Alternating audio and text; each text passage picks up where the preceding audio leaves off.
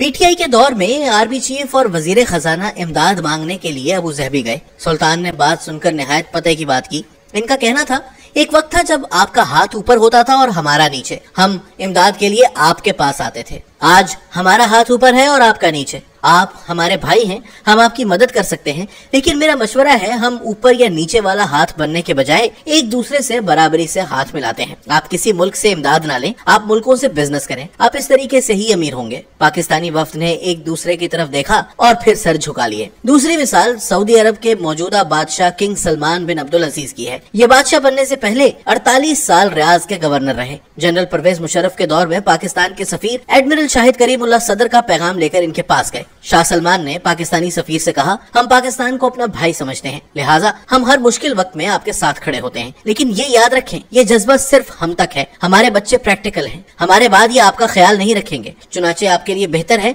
आप हमारी जिंदगी में अपने पाँव पर खड़े हो जाएं। सफीर ने यह पैगाम मिनोइन साइफर बनाकर ऐवान सदर भिजवा दिया। तीसरी मिसाल चीन की है। जनरल कमर जावेद बाजवा 2021 में चीनी सदर शी जिनपिंग से मुलाकात के लिए बीजिंग गए। सदर शी ने इन्हें सिर्फ 2 मशवरे दिए। आप एक ही बार ये फैसला कर लें आप क्या करना चाहते हैं, और दूसरा ये याद रखें, तरक्की और लड़ाई में तरक्की पहले नंबर पर आती है और लड़ाई दूसरे पर। आप लोग तरक्की पर कॉम्प्रोमाइज ना करें, भारत से लड़ें लेकिन पहले तरक्की करें। इन्होंने चीन की मिसाल दी। हमारे भारत के साथ 70 साल से तनाज़ात चल रहे हैं। हमारी ताज़ा तरीन झड़प भी हुई है, मगर इसके बावजूद भारत के साथ हमारा तिजारती हुजम बढ़ता चला जा रहा है। हम लड़ाई के बाद भारत से ज्यादा तिजारत कर रहे हैं। आप थोड़ी देर के लिए इन तमाम मशवरों को साइड पर रखें और दिल्ली में 9 और 10 सितंबर के G20 सरबराही इजलास पर फोकस करें। भारत न सिर्फ दुनिया की 20 बड़ी मईशतों में शामिल हो चुका है, बल्कि ये आज बड़ी मईशतों की मेजबानी भी कर रहा है। दूसरी हकीकत, G20 में इंडोनेशिया, जनूबी कोरिया, मैक्सिको, जनूबी अफ्रीका और तुर्की भी शामिल हैं, और ये 5 मुल्क हमारे सामने इस रेस में शामिल हुए। आप तुर्की को 2000 में देखें और इसके बाद इसे 2010 और 2023 में देखें। तुर्की ने कसाद बाजारी और रिसेशन के बावजूद ठीक ठाक तरक्की की। जनूबी कोरिया ने 1960 की दहाई में पाकिस्तान से 5 साला मुआशी मंसूबा मुस्तैयार लिया था और अपने 300 साइंसदान डॉक्टर अब्दुल सलाम के पास भिजवाए थे, ताकि ये डॉक्टर साहब से नोबेल प्राइज जीतने का तरीका सीख सकें। इंडोनेशिया हमारा ब्रादर इस्लामी मुल्क है। इस्लामी मुल्कों में सबसे पहले दहशतगर्दी इस मुल्क में शुरू हुई थी। 12 अक्टूबर 2002 को दहशतगर्द इस्लामी जमात ने बाली में 204 लोग कत्ल कर दिए थे, जिसके बाद इंडोनेशिया की सयाहती इंडस्ट्री तबाह हो गई। लेकिन सिर्फ 20 साल बाद 2022 में इंडोनेशिया ने G20 की मेजबानी की। एक वक्त था इंडोनेशिया के सियासतदानों, फौजी सरबराहों और अरबपति बिजनेसमैनों के बच्चे तालीम के लिए पाकिस्तान आते थे, लेकिन आज वो कहाँ हैं और हम कहाँ। मैक्सिको भी चंद बरस पहले तक लातीनी अमेरिका का गरीब मुल्क होता था। इसका माफिया आज भी पूरी दुनिया में बदनाम है, लेकिन ये भी अब G20 में शामिल है। और जनूबी अफ्रीका 1994 में आजाद हुआ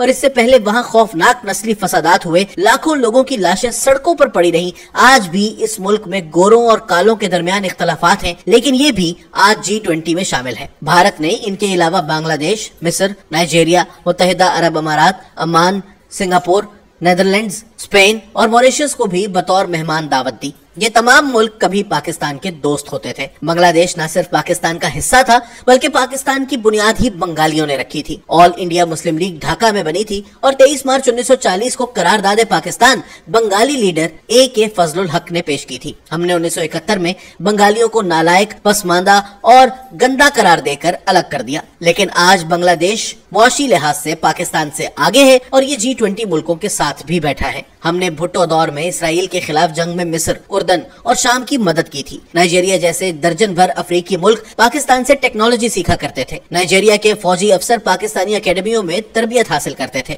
मुत्तहिदा अरब अमारात ने स्टार्ट ही पाकिस्तान से लिया था। एमिरेट्स एयरलाइन का मुखफ़्फ़ आज भी E.K. है और E एमिरेट्स से लिया गया है और K कराची से। दुनिया की ये बड़ी एयरलाइन कराची से स्टार्ट हुई थी और हमने इसे जहाज भी दिया था और अमला भी। UAE के तमाम सहरा पाकिस्तानी हुनरमंदों ने आबाद किए, लेकिन आज ये कहाँ है और हम कहाँ। अमान हमारा दोस्त था। आज भी अमान में 2.5 लाख पाकिस्तानी काम करते हैं। सुल्तान काबूस पाकिस्तान आते थे तो इन्हें कराची का डिप्टी कमिश्नर रिसीव करता था और इनकी सदर से मुलाकात के लिए सफीर को ठीक ठाक पापड़ बेलने पड़ते थे। सिंगापुर ने भी पाकिस्तान से तरक्की का सफर शुरू किया था। सिंगापुर एयरलाइन हो या फिर सिंगापुर पोर्ट, ये पाकिस्तानियों ने बनाई और एक वक्त था जब ली कुआन यू ने पाकिस्तान के सबसे ज्यादा दौरे किए और ये पाकिस्तान के तमाम बड़े शहरों और मशहूर लोगों को जानते थे। नेदरलैंड्स ने 1960 की दहाई में पाकिस्तान को टेलीविजन सेट बेचे थे। फिलिप्स नेदरलैंड्स का ब्रांड है। पाकिस्तान ने फिलिप्स को मुल्क में काम करने की इजाजत दी और नेदरलैंड ने इसे उस वक्त की सबसे बड़ी डील करार दिया था। स्पेन यूरोप का वाहिद मुल्क था जो हर किस्म के पाकिस्तानी को इमिग्रेशन भी दे देता था और काम की इजाजत भी। आज भी स्पेन में लाखों पाकिस्तानी हैं।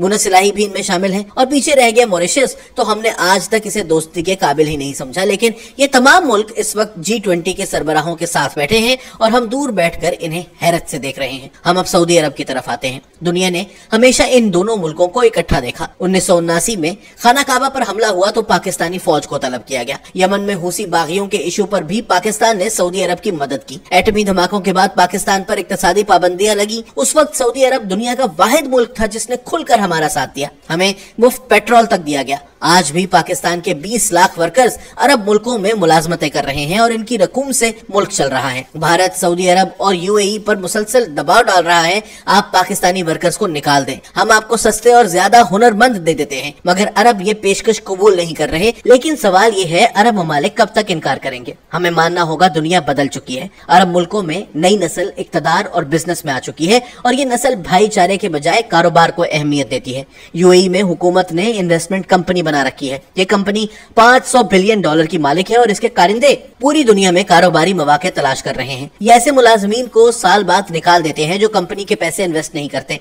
लिहाजा इन हालात में अरबों को पाकिस्तान में क्या दिलचस्पी होगी? हम माने या ना माने, मगर हकीकत यही है, हम दुनिया और अपने दोस्तों की नजरों में इस कदर बेवकूफ हो चुके हैं कि हमने सऊदी वली अहद को भारत जाते वक्त चंद घंटे पाकिस्तान में गुजारने की दावत दी, मगर वली अहद तैयार नहीं हुए। दूसरी तरफ कॉन्फ्रेंस 10 सितंबर को खत्म हुई, मगर वली अहद 11 सितंबर की रात तक भारत में रहे। ये कॉन्फ्रेंस के बाद भी भारतीय ताजिरों और सनतकारों से मुलाकातें करते रहे। क्यों? क्योंकि इन्हें भारत में बिजनेस के मौके नजर आ रहे हैं। भारत और सऊदी अरब के दरमियान इस वक्त $5 खरब की तिजारत है, जबकि हम जब भी सऊदी अरब जाते हैं पैसे मांगने जाते हैं। चुनाचे ये लोग फिर हमारी इज्जत क्यों करें? ये पाकिस्तान क्यों आए?